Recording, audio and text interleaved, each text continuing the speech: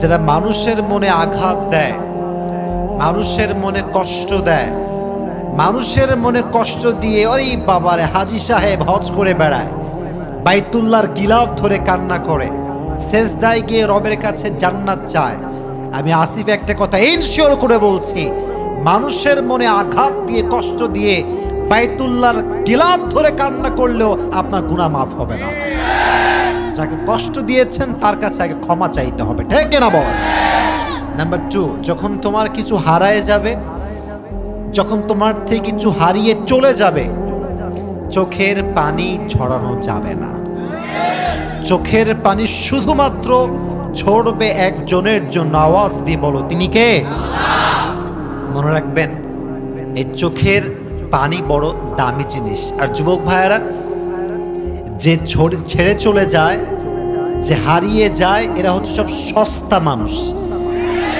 আর সস্তা মানুষের জন্য চোখের মূল্যবান পানি কখনো ঝরাতে হয় না।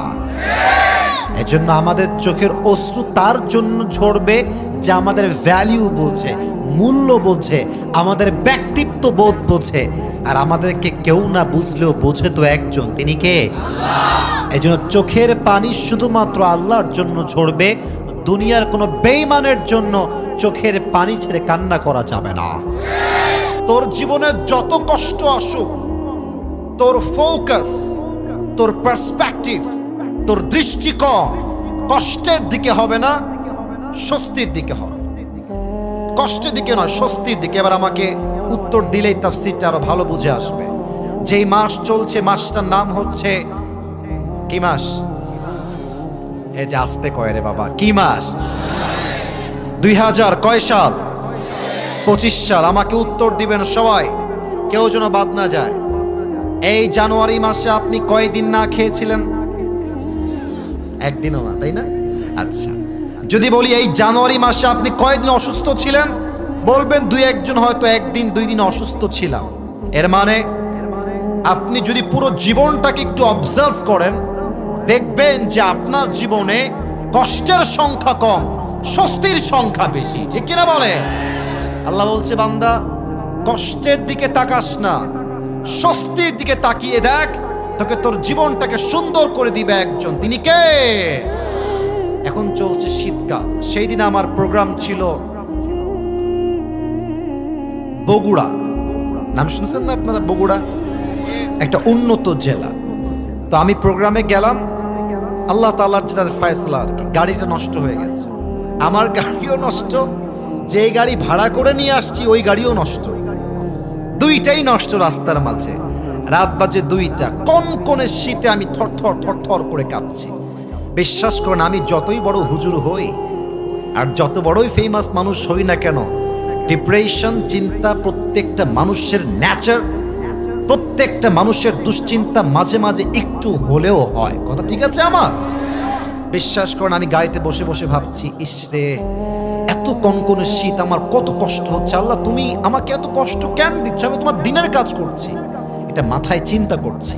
সিএনজি এলো, সিএনজিতে ব্যাগ উঠালাম, যাচ্ছি অন্য আর একটা গাড়ি নেওয়ার জন্য। তো আমাকে যখন বগুড়ার রেল স্টেশন দিয়ে ক্রস করানো হলো, চিন্তা চেঞ্জ হয়ে গেল। আমি দেখলাম আমি শীতে কাঁপছি, আমার ভেতরে 2টা গেঞ্জি, উপরে জ্যাকেট, তার উপরে শাল বা চাদর পরে আছি। আমার স্টেশনে সাডেনলি চোখ পড়ল স্টেশনের দিকে। এই রিসেন্টলি মাত্র 20-25 দিনের কথা বলছি। আমি দেখলাম স্টেশনে পিচ্চিরা শুয়ে আছে, বাচ্চা, গায়ে জামা নাই, কোনো মতে ছেঁড়া বস্তা দিয়ে মুড়ি দিয়ে আছে। মুরব্বীরা শুয়ে আছে, বৃদ্ধা মা শুয়ে আছে, খেতা আছে, ল্যাপ নাই, কম্বল নাই। আমি বুঝলাম, ফাইন্না মাআল উসরি ইউসরা, বান্দা যা আছে তাই দেখ, যা নাই তাই দেখিস না। ঢাকার গুলশানে যখন যাবেন, BMW, Mercedes, range rover, Rolle's Royals, C-HR, কত ব্র্যান্ডের গাড়ি নেবেন, সব আছে গুলশানে। দেখলে মনে হবে, ইসরা আমি গাজীপুরের ছেলে, আমার তো একটা সাইকেলও নাই। ভাইরে, অনেক কিছু থাকলেই সুখী হওয়া যায় না, সুখী হওয়ার জন্য আল্লাহ রহমতের প্রয়োজন হয়। আপনাকে একটা অবাক করার তথ্য দিব, কিন্তু মিডিয়া আছে, বলতে লজ্জা পাচ্ছিলাম, ভেবেছি বলবো না, তবে বলবো, বলবো, আপত্তি নাই বলতে। শুনলে আপনারা হয়তো অনেকে মাইন্ডে নেবেন, বাট আপনাকে বুঝতে হবে যা বলছে আমি বাস্তব বলছি। ঢাকার গুলশানে স্বামীর বউ যে হয় অন্য পুরুষের ভাবি, স্বামী তার বউকে অন্য পুরুষের সঙ্গে শোয়ার জন্য দিয়ে দেয়। আপনি দেখেন নিউজে, আপনি ইন্টারভিউ দেখেন, আপনি বলবেন হুজুর আপনি এই পয়েন্ট এটা কেন উল্লেখ করলেন?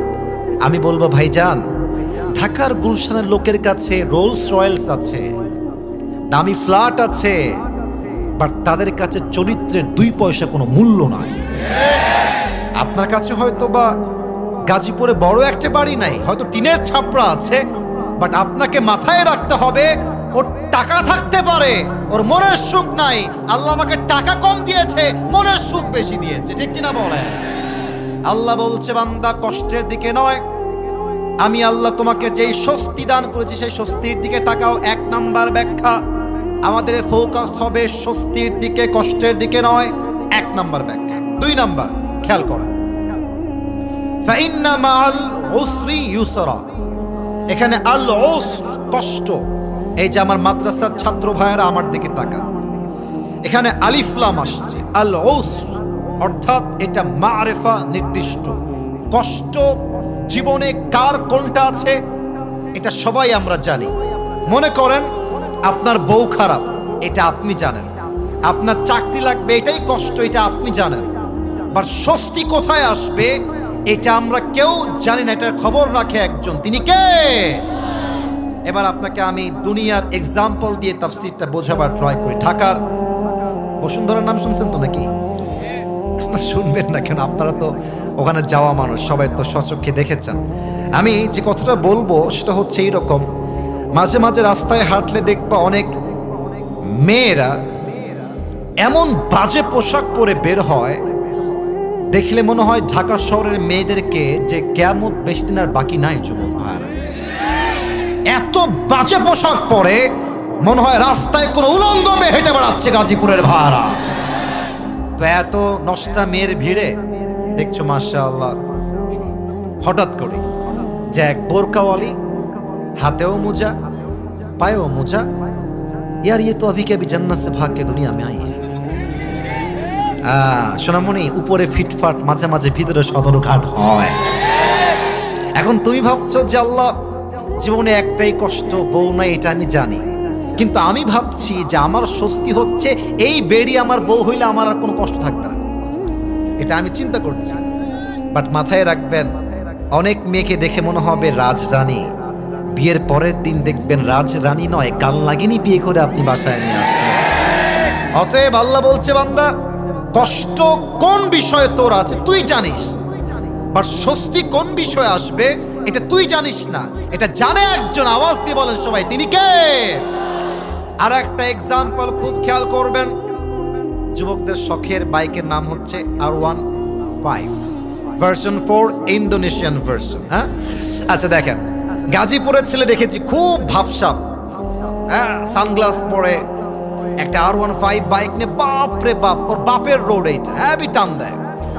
তো এটা বড় কষ্টের বিষয় যে আজকালকার মেয়েদের কাছে এই টাউট, বাটপাট, টিকটকার আর গাঞ্জাখোর পছন্দ হয়, দিনদার পছন্দ হয় না যুবক।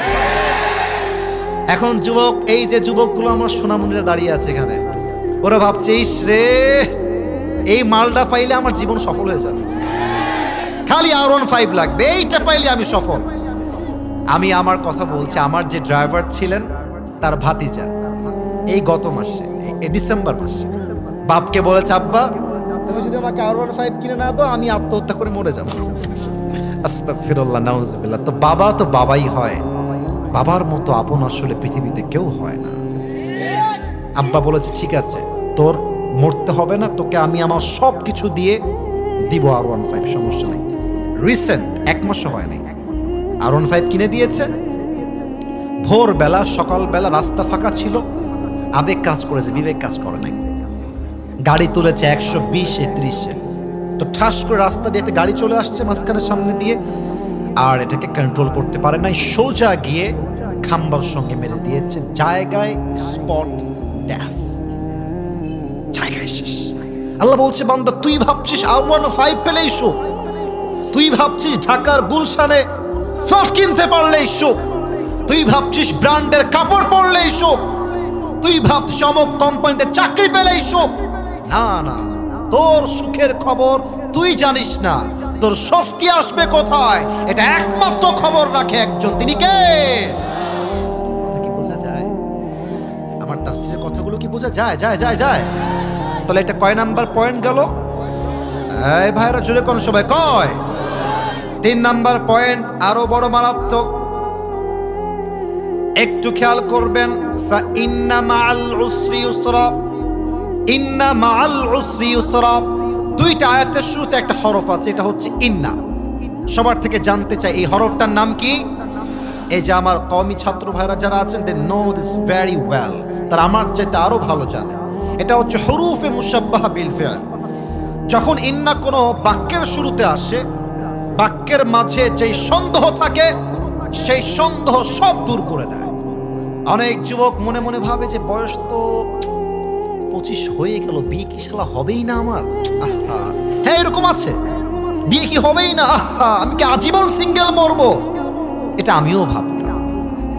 তো আল্লাহ বলছে বান্দা যতই টেনশন করিস না, ফা ইন্না মাআল উসরি ইউসরা, নিশ্চিত তোর সমস্ত হতাশা দূর করবে একজন, তিনি কে? ফা ইন্না, নিশ্চিত কষ্ট দূর হবে। 4 নাম্বার ব্যাখ্যা, শেষ ব্যাখ্যা আমার, আল্লাহ রাব্বুল আলামিন বলছে ফা ইন্না মাআল উসরি ইউসরা। এখানে তরজমা হবে কষ্টের সাথেই আছে সুখ। আমরা তরজমা মাঝে মাঝে করি কষ্টের পরেই সুখ, এটা ভুল তরজমা। এই তরজমা করা যাবে না। কারণ কি? খেয়াল করা, যদি কষ্টের পরেই সুখ তরজমা হতো তাহলে আল্লাহ বলতেন ফা ইন্না বা'দাল উসরি ইউসরা। কিন্তু কষ্টের পরেই সুখ নয়, কষ্টের সাথেই স্বস্তি। আল্লাহ বলছে ফা ইন্না মা'আল উসরি ইউসরা। এর ব্যাখ্যায় একটা ঘটনা বলতে চাই আমি আমার জীবন থেকে। বলা যাবে নাকি যাবে না? আপনারা আমাকে ফেসবুকে আগে দেখেছেন নাকি কখনো? মানে আপনার সব আমাকে চেনেন নাকি? আমার যে একবার গাড়ি অ্যাক্সিডেন্ট হয়েছিল, এটা কি আপনারা দেখছেন কেউ কেউ? আচ্ছা মাশাআল্লাহ, হাত নামান। এটা 2024 সালের জানুয়ারি মাসের কথা। আমার প্রোগ্রাম ছিল, এটা আমি বানায়ও বলছি না, টাইম পাস করার জন্য বলছি না, আমি জাস্ট বোঝাবো কষ্ট আছে যেখানে স্বস্তিও আছে। আরে ডায়লগটা দেন না, কষ্ট আছে যেখানে স্বস্তি আছে। আমি প্রোগ্রাম করে কুমিল্লার দিকে আসছি, চাঁদপুরে আমার প্রোগ্রাম ছিল। গাড়িটা যমুনা ফিউচার পার্কের পাশে যে ব্র্যান্ড নিউ শোরুমগুলো আছে না, ওই পাশে ডান দিকে ঢুকেছে। গাড়িটা কিনেছি জানুয়ারি মাসের 1 তারিখে। তো কিনেছি আসলে দামি গাড়ি, মোটামুটি অনেক দাম ছিল ওই সময়। মার্কেট প্রাইস মেবি 55 লাখ ছিল। এটা শো অফ না, আপনি একটু পরে বুঝবেন যে আমি আসলে কি বলতে চাই আপনাকে। তো গাড়িটা কিনে খুব শখের গাড়ি, মাশাআল্লাহ, খুবই সার্ভিস ভালো অ্যান্ড লুকিং জাস্ট ওয়াও, দেখতেও সুন্দর। তো চাঁদপুর থেকে আমার প্রোগ্রাম, আমি আসবো কুমিল্লাতে, এসে ঘুমাবো। তো দেখবেন যে গ্রামের যে রাস্তাগুলো হয় টিরিং বিরিং রাস্তা, একবার ডানে গিয়ে আবার বামে গিয়ে আবার ডানে। তা আমার ড্রাইভার সাহেবের এমন আবেগ কাজ করেছে, গ্রামের রাস্তায় গাড়ি তুলেছে 80-তে। তো আবেগের জন্য কি হয়েছে, রাস্তা ভেজা, বৃষ্টি হয়েছে। তো দেখেন, look at my right hand, ডান হাত দেখেন, গাড়ি যাচ্ছে এমনে সোজা। বোঝা যায়? ও ভাই কতক্ষণ বোঝা যায়? সোজা যাচ্ছে গাড়ি, তো রাইটে টার্ন নেওয়া লাগবে, ওটা ডান দিকে যাওয়া লাগবে। গাড়ি কিন্তু আছে 80-তে, আর রাস্তা পুরোটা ভিজা আর কাদা। তো আমার ড্রাইভার সাহেবের যে আবেগ কাজ করেছে, বিবেক কাজ করে নাই।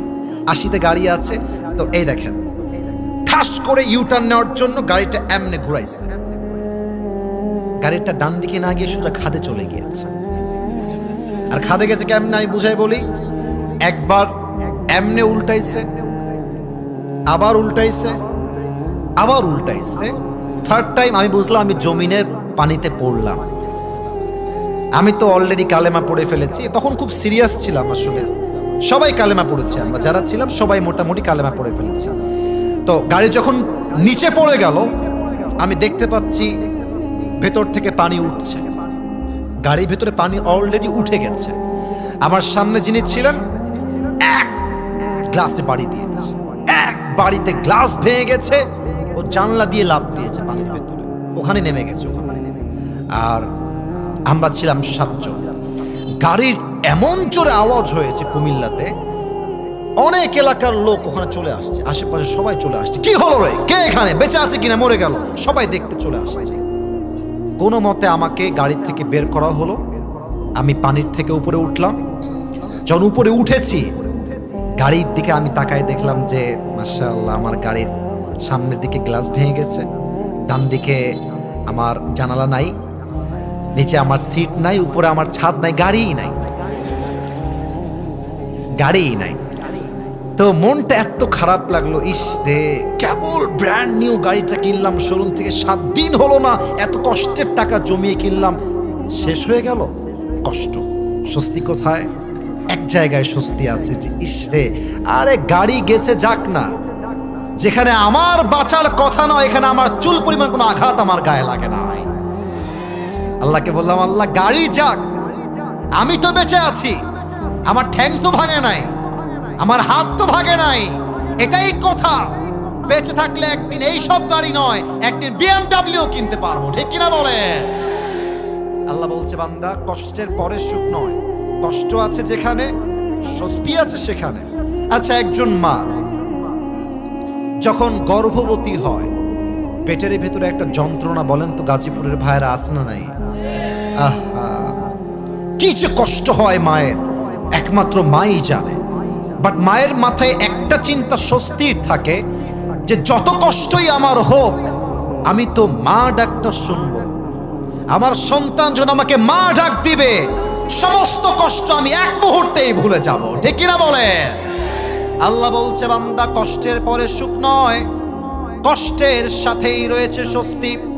তবে এই বার্তা সেই মানুষ বুঝবে যার মাঝে আছে 2টা গুণ। সবাই 2 হাত তোলেন, এই যে 2 আঙ্গুল, সবাই আমাকে দেখাবেন। কষ্টের সাথেই আছে স্বস্তি, এটা আমল করতে কয়টা গুণ লাগবে? আপনাদের সকলের শোনার মন আছে তো ইনশাআল্লাহ? হাত নামান, সবাই একটা তাকবীর দেন, নারায়ে তাকবীর। 12টা বেজে গেছে, অলরেডি ওয়াজ 1 ঘন্টা হয়ে গেছে, আরো 10 থেকে 15 মিনিট সময় আমাকে দেওয়া যাবে না ইনশাআল্লাহ? ইনশাআল্লাহ আওয়াজ তো বলছে না, বলেন সবাই ইনশাআল্লাহ। 1 নাম্বার গুণের নাম হচ্ছে ধৈর্য। বলেন সবাই, 1 নাম্বার গুণের নাম কি? ধৈর্য। আমি একটা কথা সবাইকে জিজ্ঞেস করতে চাই, যদি আমার ভুল হয় আপনারা আমাকে ধরিয়ে দিবেন। সাররাবাদ, আমি আমার জায়গা থেকে বলছি, আমার সামনে যতগুলো যুবক এখানে এসেছে, এটা আমার আন্তরিকতার বিশ্বাস, এখানে 90% বেশি যুবক ভাইয়েরা আমরা সবাই মধ্যবিত্ত পরিবারের সন্তান এই মাহফিলে এসেছি। আমি আমার একটা ওয়াজে বলেছিলাম যে মধ্যবিত্ত পরিবারের সন্তান মানেই হচ্ছে এক একটা ব্র্যান্ড। কেন ব্র্যান্ড? সাইকেল দিবেন আমাদেরকে চলবে, বাইক দিবেন চলবে, কার দিবেন চলবে, বলবেন যে কার দিব না, বাইক দিব না, হেঁটে হেঁটে এসো তাও আমার চলবে, কারণ আমি মধ্যবিত্ত পরিবারের সন্তান, ঠিক কিনা? আপনি আমাকে ভাত দিবেন, ডাউল দিবেন, তাও আমার চলবে। আপনি আমাকে ভাত দিবেন, আলু ভর্তা দিবেন, তাও আমার চলবে। আপনি আমাকে ভাত দিবেন, গোস্ত দিবেন, তাও আমার চলবে। আপনি আমাকে 1 প্লেট ভাত দিবেন, আর কিছুই দিবেন না, 1 গ্লাস পানি দিবেন, 1টা মরিচ দিবেন, আমার পান্তা ভাত হলেও চলবে। আপনি বালিশ দিবেন, ঘুমাবো, বালিশ দিবেন না তাও ঘুমাবো। খাট দিবেন, ঘুমাবো, খাট দিবেন না তাও ঘুমাবো। কারণ হলো আমি বড় ঘরের খেয়ে পড়ে বড় হওয়া ব্রয়লার মুরগি না, আমি মধ্যবিত্ত পরিবারের সন্তান। আমি যেমন আরাম করতে পারি, তেমন আমি মাথার ঘাম পায়ে ফেলে কঠোর পরিশ্রম করতে পারি, ঠিক কিনা বলেন? আল্লাহ বলছে কি দেখেন, ইন্নামা ইউওয়াফাস সাবিরুনা আজরাহুম বিগাইরি হিসাব। কিয়ামতের দিন মানুষের মাঝে 2টা দল হবে, ফারিকুম ফিল জান্নাহ ওয়া ফারিকুম ফিস সাঈর। One group will enter in the paradise and another group will enter in the hellfire. এক দল যাবে জান্নাতে, আরেক দল যাবে জাহান্নামে। জান্নাতের কাতার হবে ডান দিকে। গাজীপুরের ভাইরা, জান্নাতের কাতার কি বাম দিকে না ডান দিকে? আল্লাহ বলবে, আব্দুর রহমান বের হও। এই আব্দুল্লাহ বের হও, এই আব্দুর রহিম গেট আউট, বের হও, এই কাতার থেকে বাহিরে আসো। আল্লাহ কেন বের হও? আমরা কি জান্নাত পাবো না? আল্লাহ আল্লাহ বলবে, বান্দা জান্নাত তো পাবা, তবে একটা বিশেষ অফার আছে তোমার জন্য। কেন, কি অফার?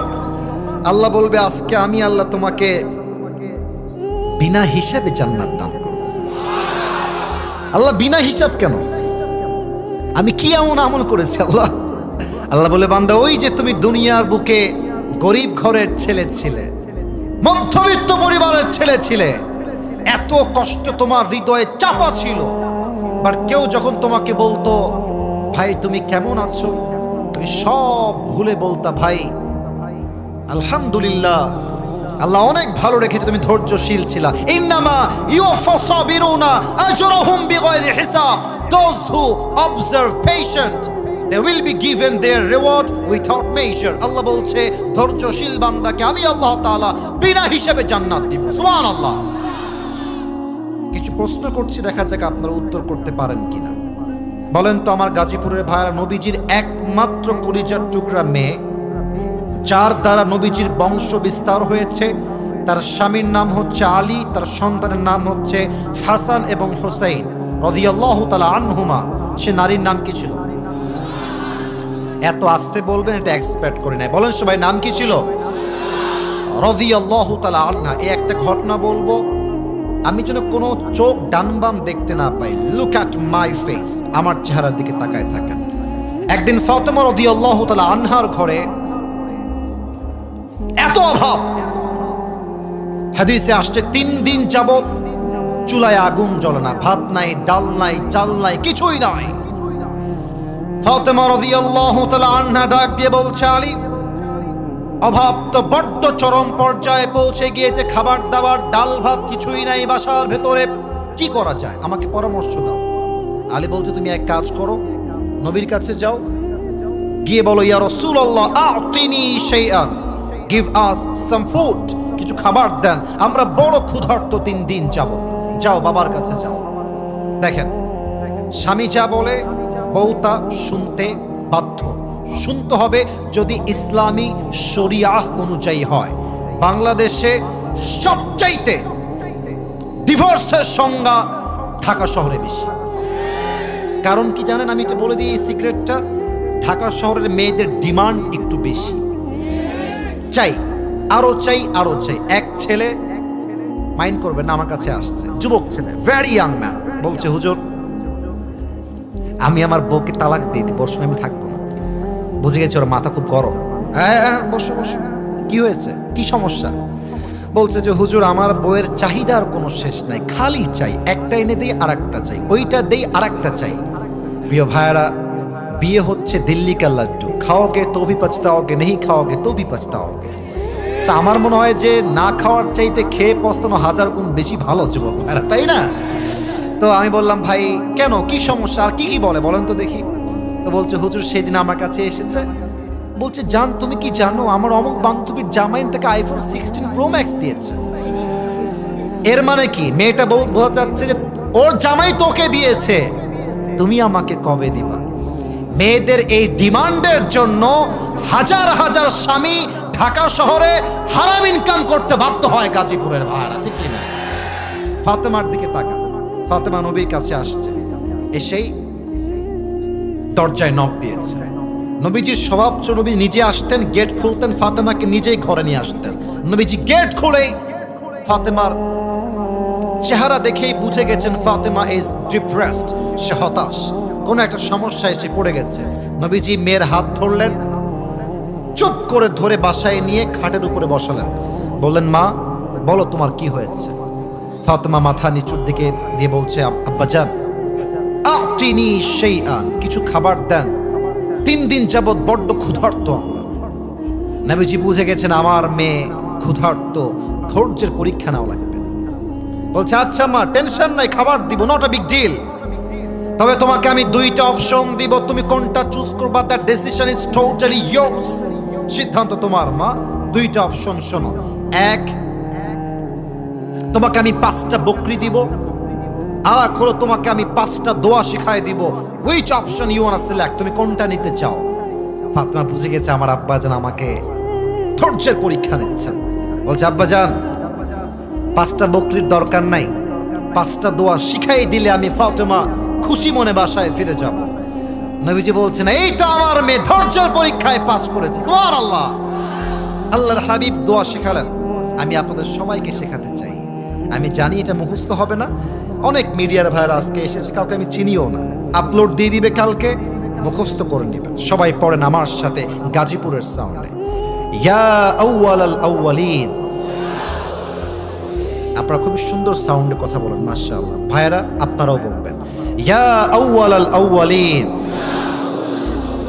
ইয়া আখিরাল আখিরিন, ইয়া যাল কুওয়াতিল মাতিন, ইয়া রাহিমাল মাসাকিন,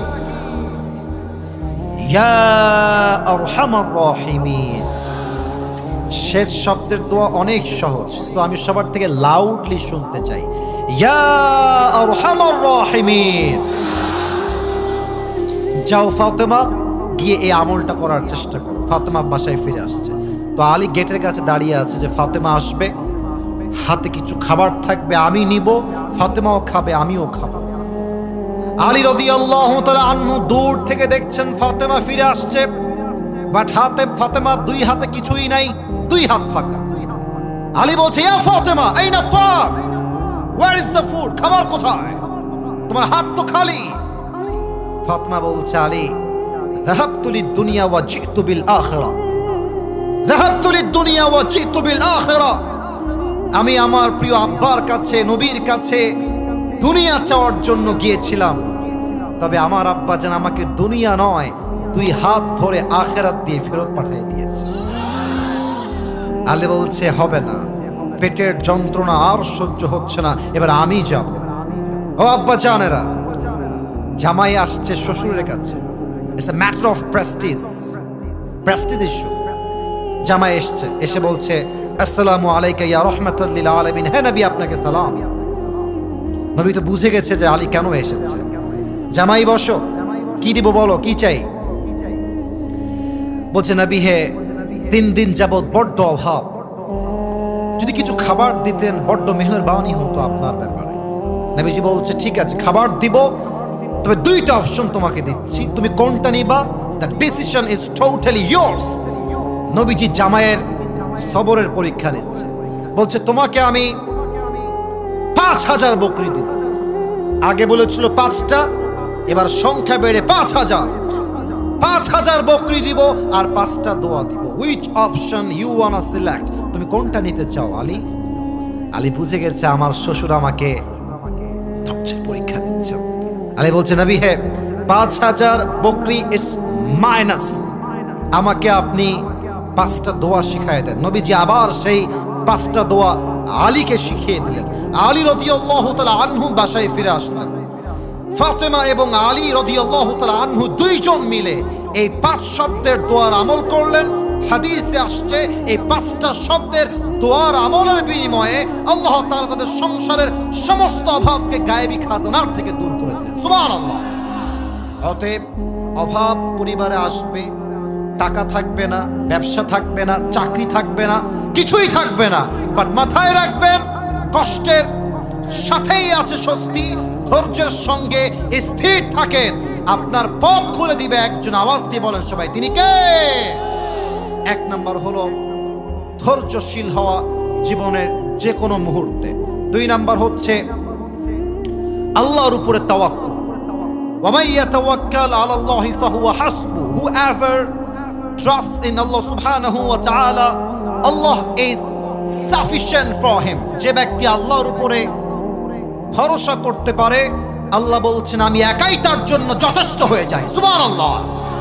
এটা আমার শেষ হাদিস বলছি, এটা বলেই দোয়া করব। তবে একটা প্রবাদ বাক্য আছে, শেষ ভালো যার, আরে ভাই কথা কোন, শেষ ভালো যার সব ভালো তার। এটা আমার শেষ হাদিস। আমাকে গিভ মি জাস্ট 5 মিনিটস, 5টা মিনিট সময় দেন।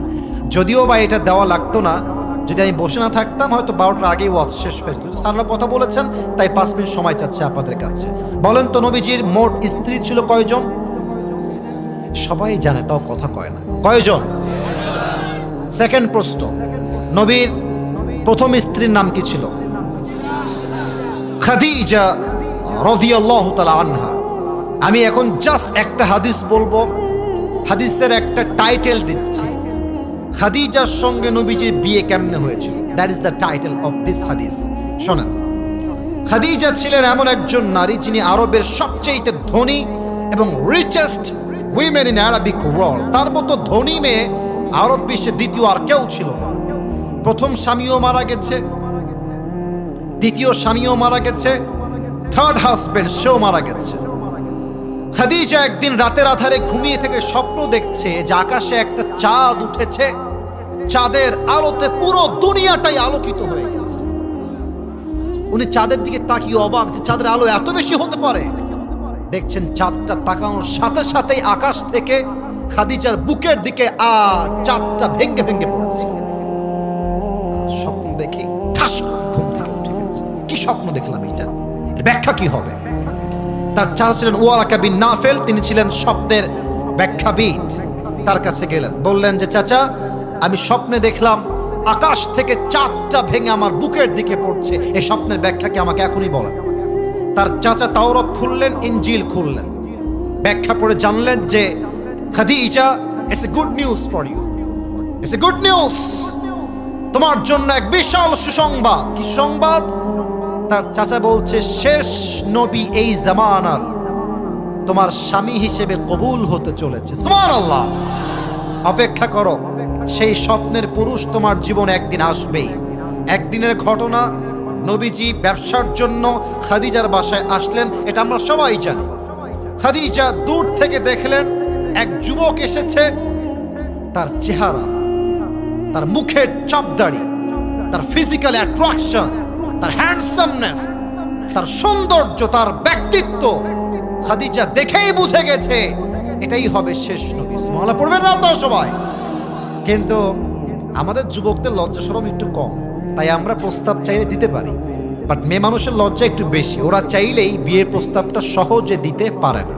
তো খাদিজা প্রস্তাব দিবে কেমনে প্ল্যান করলেন, একটা ছোট্ট প্ল্যান। ওনার একজন দাসী ছিলেন, তাকে ডাকলেন, ডেকে বললেন, এই নেন হাদিয়া, অনেক হাদিয়া, একটা কাজ করে দিবেন, এই যুবককে আমার পক্ষ থেকে বিয়ের প্রস্তাব দিবেন। তো মুরব্বীদের বুদ্ধি একটু বেশি হয়, মহিলার বয়স ভালো ছিল, সে বলল, খাদিজা আজকে নয়, ব্যবসা করে ফিরে আসুক, নেক্সট টাইম প্রস্তাব দেওয়া যাবে। পরের কথা, এবার খাদিজার দাসী নবীর ঘরে আসছে। এই যুবক ভাইরা মন দাও, মাত্র 3 মিনিট বাকি আমার বলার জন্য, 3 মিনিটে শেষ করার ট্রাই করছি। নবীর ঘরে খাদিজার দাসী আসছে, এসে সালাম কালাম দিয়ে কথা বলছে, very normally conversation they are making. তো কি বলছে? বলছে, আচ্ছা মুহাম্মদ, সবই বুঝলাম, তোমার কথাবার্তা সব ঠিকঠাক আছে, তো তোমাকে একটা প্রশ্ন করবো, রাগ করো না তুমি আমার প্রশ্নের জন্য। বলেন কি প্রশ্ন বলেন? বলছে, আচ্ছা তোমার বয়স তো মাশাআল্লাহ, ইউ আর 25 ইয়ার্স ওল্ড, 25 বছর তোমার বয়স, তাগড়া যুবক তুমি, ব্যবসায়ও হাত দিয়ে ফেলেছো অলরেডি, তো তুমি বিয়ে করো না কেন? কি কারণটা কি আমাকে কিছু বলা যাবে? নবীজি যে উত্তর দিয়েছেন, এটা হাজার হাজার যুবকদের মনের উত্তর। নবীজি বলছেন, বিয়ে তো আমি করতে চাই, বাট আমার কাছে এটা নাই, নাই, টাকা নাই। তো যার কাছে টাকা নাই তার কাছে মেয়ে বিয়ে দিবে কোথায়? কে দিবে? এবার তার দাসী ছিল খুব চালাক, বলছে, আরে টাকার চিন্তা তোমার, আরে it's not a big deal, আমার কাছে এমন একজন মেয়ে আছে, যেই মেয়েকে বিয়ে করলে তোমার মোহর দেওয়া লাগবে না, খাবার দেওয়া লাগবে না, বাড়ি দেওয়া লাগবে না, পোশাক দেওয়া লাগবে না, বরং সেই মেয়েকে কবুল করে বিয়ে করলে তোমাকে সেই মেয়ে তোমার সবকিছু অ্যারেঞ্জমেন্ট করে দিবে। সুবহানাল্লাহ পড়বেন না আপনারা? তো নবীজি রিয়াকশন দেখেন, আমার চশমাটা একটু খুলি, নবীজি এমনে মানে was very shocked, you know, এমন মেয়ে কি আদৌ আছে? কোথায় পাবো এমন মেয়ের সন্ধান? মাসমুহা, সেই মেয়ের নাম কি আমাকে বলেন। তো সে বলছে, ইসমুহা খাদিজা, তার নাম হলো খাদিজা, তুমি কি বিয়ে করবা? অবাক করার বিষয় হচ্ছে, নবীজি আগের থেকেই খাদিজা রাদিয়াল্লাহু তাআলা আনহাকে মনে প্রাণে পছন্দ করতেন, তবে it's a matter of money, matter of money. মনে রাখবেন, বড়লোক ঘরের ছেলে গরিব ঘরের মেয়েকে বিয়ে করে, বাট বড়লোক ঘরের মেয়ে কখনো গরিব ঘরের ছেলেকে বিয়ে করে না। তো নবীজি ভাবছে প্রস্তাব দিব কেমনে, আমি তো গরিব ঘরের ছেলে। তো প্রস্তাব খাদিজার পক্ষ থেকে আগে আসছে। তো নবীজি বলছে আপনি যান, আমি কালকে আমার চাচা আবু তালেবকে নিয়ে বাসায় আসবো, ওখানে ফাইনাল ডিসিশন আমরা মেক করব। তো দাসী চলে আসছে। তারপরের দিন নবীজি চাচাকে নিয়ে গিয়েছেন খাদিজার বাসায়। তো আবু তালেব বলছে খাদিজা আপনি কি শিওর, আর ইউ 100% কনফার্ম যে আপনি তাকে বিয়ে করবেন, মোহাম্মদকে বিয়ে করবেন? বলছে ইয়েস, আই এম 100% কনফার্ম যে আমি তাকে স্বামী হিসেবে পেতে চাই। তো এবার আবু তালেব বলছে খাদিজা আমরা প্রস্তাবে রাজি আছি, তবে একটা কথা বলতে চাই, আমার ভাতিজার কাছে টাকা পয়সা কিছু নাই, বাড়ি গাড়ি কিছু নাই, তবে এতটুকু বলবো আমার ভাতিজার মতো আদর্শবান চরিত্রবান এই তল্লাটে দ্বিতীয় আর কেউ নাই যুবক ভাড়া, ঠিক কিনা বলে? খাদিজা বলছে আমার এটাই দরকার, টাকার দরকার আমার নাই। মায়েরা বুঝে নিয়েন কথাটা, মায়েরা বোনেরা বুঝে নিয়েন কথাটা। খাদিজা বলছে আমার টাকা পয়সা লাগবে না, চরিত্র হলেই আমার চলবে। তো কি করা যায়, এখন বিয়ে হবে। এখন আবু তালেব বলছে খাদিজা আমরা আপনাকে কি মোহর দিব? মোহর তো আমাদের কাছে দেওয়ার মতো কিছু নাই, আমরা গরিব ঘরের ছেলে, তবে একটা মোহর দিব আপনাকে, 20টা উট মোহর হিসেবে দিব। বলছে ঠিক আছে যা দিবেন তাতেই আমি খুশি। 20টা উট মোহর দেওয়া হলো, বিয়ে হয়ে গেল। এখন বিয়ের পরে মেহমান আসছে, বর পক্ষ কনে পক্ষ, কিছু খাওয়া দাওয়ার আয়োজন করার দরকার আছে না? বোঝে না, খাওয়া দাওয়ার দরকার একটু আছে না ভাইরা, বলেন একটু অলিমার দরকার। তো খাদিজার মন কত বড়। খাদিজা বলছে যেহেতু আমার স্বামী গরিব ঘরের ছেলে, আপনারা আমার 20টা উট যে মোহর হিসেবে দিয়েছেন, এই 20টা উট মেহমানদের জন্য মেহমানদারি করার জন্য আল্লাহর রাস্তায় জবাই করে দেন, সুবহানাল্লাহ। এবার বিয়ে হয়ে গেল, আকদ সম্পূর্ণ হয়ে গেল, বাসর রাত। খাদিজা বাসর রাতে আগেই বসে আছে। নবীজি বাসর ঘরে এন্ট্রি নিয়েছেন, প্রবেশ করেছেন। হাদিসের শেষাংশে আমি আছি, এটাই শেষাংশ। নবীজি এসে খাদিজার পাশে বসেছে। তো নবীজি একটু নার্ভাস, মানে প্রথম বিয়ে হলে যা হয় আর কি, হ্যাঁ বাসরাতে সবাই নার্ভাস ফিল করে, নবীজিও নার্ভাস। তো নবীজি চুপচাপ বসে আছে, খাদিজাও চুপচাপ বসে আছে। তো খাদিজা যেহেতু আগের থেকে একটু অভিজ্ঞ মানুষ, নবীর চাইতে একটু বেশি, তো খাদিজা নিজের থেকেই বলছে আচ্ছা আপনি কি জানেন যে আমি আপনাকে স্বামী হিসেবে কেমনে পেয়েছি? আপনি কি জানেন এটা? নবীজি বলছেন না তা তো আমি জানি না, আপনি কেমনে পেয়েছেন তো আপনি জানবেন, আমি কেমনে জানবো আপনার ঘটনা? তো খাদিজা বলতে শোনেন তাহলে আমার ঘটনা। আমি যখন প্রথমবার বিয়ে করলাম, প্রথম বিয়েতে আমার এক সন্তান হলো, স্বামী আমাকে সন্তান রেখে দুনিয়ার থেকে বিদায় নিলেন। দ্বিতীয়বার বিয়ে করলাম, সন্তান হলো, তার নাম হলো হিন্দ, স্বামী মরে গেলেন, সন্তান থেকে গেল। থার্ড টাইম আবার বিয়ে করলাম, হতাশা সব কাটিয়ে আবার বিয়ে করলাম, সেই স্বামীও মারা গেল। পরে আমি নিয়ত করলাম আমার ভরসা আল্লাহর উপরে, আমার রব একদিন না একদিন আমাকে উত্তম জীবন সঙ্গী আজীবনের জন্য দান করবেন করবেন করবেন ইনশাআল্লাহ। এটা আমার ভরসা, তাওয়াক্কুল ছিল। এবং এই তাওয়াক্কুলকে আমি সামনে রেখে কোনো দিন কোনো পরপুরুষের সঙ্গে হারামে জড়াই নাই, কখনো কোনো পরপুরুষের দিকে চোখ তুলে তাকাই নাই, কখনো আমি আমার ব্রেইনে খারাপ হারাম কোনো অশ্লীল চিন্তা আনি নাই। আমি আমার ভরসা আল্লাহর উপর রেখেছি। আমার মতো একজন নারীকে আল্লাহ তাআলা আপনার মতো চরিত্রবান যুবকের প্রথম স্ত্রী হিসেবে কবুল করে নিয়েছে। তাহলে কি বুঝলা? তোমার জীবনে আজকে বউ নাই, তুমি আমার বিয়ে হবে না, আব্বা আমি মরে যাবো, আমার বিয়ে নাই, বউ নাই, কিছু নাই, না। অপেক্ষা করো, ধৈর্য ধারণ করো, নিজেকে বাঁচাও। তোমার চরিত্র ভালো হলে তোমাকে আল্লাহ উত্তম চরিত্রে মেয়ে দান করবেই করবে ইনশাআল্লাহ, ঠিক কিনা বলো? অতএব যত কষ্টই আসুক, দুইটা বিষয়ে মাথা রেখে চলবেন। এক হলো ধৈর্য, দুই হচ্ছে তাওয়াক্কুল। ধৈর্য মানে কি? একদিন না একদিন ভালো ফলাফল আসবে। তাওয়াক্কুল মানে কি? আমার বিশ্বাস আমার রব আমাকে কখনো ঠকাইতে পারে না। সবাই এই দুইটা গুণ রাখতে রাজি আছেন তো ইনশাআল্লাহ?